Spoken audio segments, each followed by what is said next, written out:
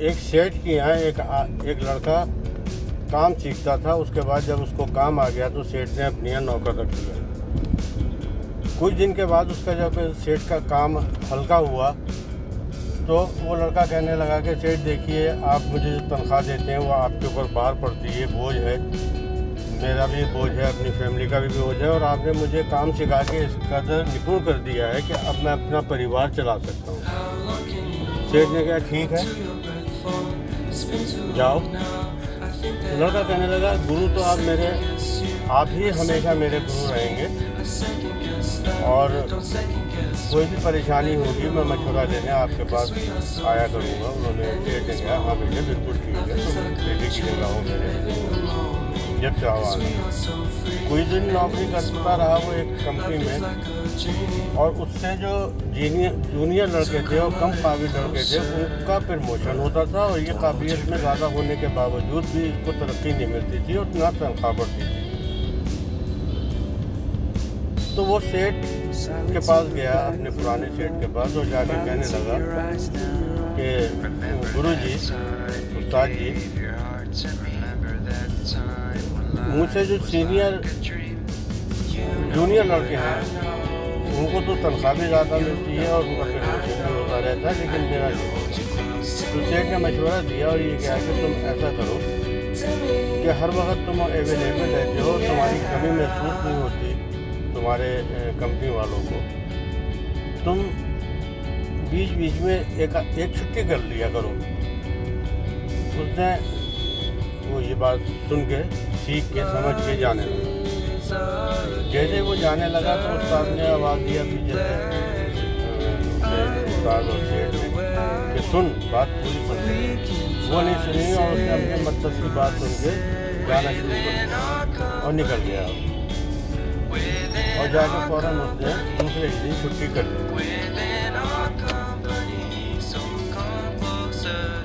एक छुट्टी जैसे ही करी तो कंपनी वालों को ये एहसास हो गया कि अगर ये ज़्यादा छुट्टियाँ करेगा या नहीं आएगा, काम छोड़ देगा, तो कंपनी लॉस में चली जाएगी। लिहाजा उसकी तरक्की भी हुई, उसकी सैलरी भी बढ़ गई।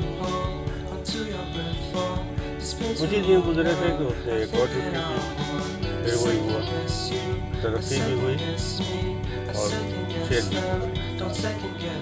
और अब ये उसका मामूल बन गया कि वो 4-6 दिन में, हफ्ते में, 1.5 हफ्ते में, 2 हफ्ते में एक छुट्टी कर लिया करता था।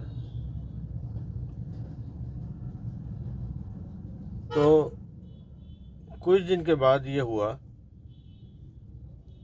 कि जैसे वो कंपनी के अंदर जाने लगा तो प्यून ने, चपरासी ने, गार्ड ने गेट पे रोक दिया और बोला कि इस कंपनी में ताले पड़ गए, कंपनी लॉस में चली गई, और मैं भी बस जब तक तनख्वाह मेरी नहीं मिली है, जब तक मैं यहाँ पर हूँ, उसके बाद मैं भी निकाल दिया जाऊँगा और मैं भी अपना घर चला जाऊँगा, कोई दूसरा काम देखूँगा।